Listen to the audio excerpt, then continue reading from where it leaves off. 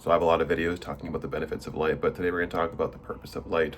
Why do we have light? Why does it exist? Well, there's 5 purposes of light. The first one is to know that God is your Savior, your Redeemer, the Mighty One of Jacob. Once we can grasp that, then we're walking in our original design. Second purpose of light is to honor God. A lot of people, they will want to use light to honor themselves, and that always ends in destruction. The prime example of that is a dictator over a nation who only cares about themselves, extracting all the resources from the nation at their expense. He lives lavishly, they suffer.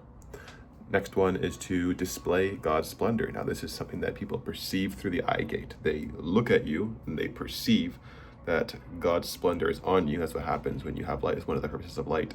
The fourth purpose is to proclaim the excellencies of God who moved us from darkness into his marvelous light. That's 1 Peter 2:9.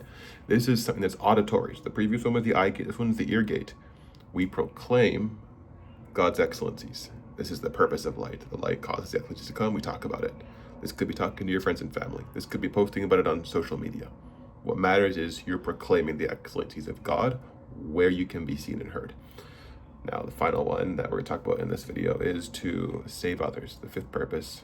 People who are in darkness, they attract the wrong people, and the right people can't find them, which is a horrible place to be. If you've ever been a business owner, been trying to grow a brand, you want the right people to find you, and you want to repel the wrong ones. So if that's something that you're interested in, then I have a link below. You can book a call with me, and let's talk about how we can incorporate the light of God into your business.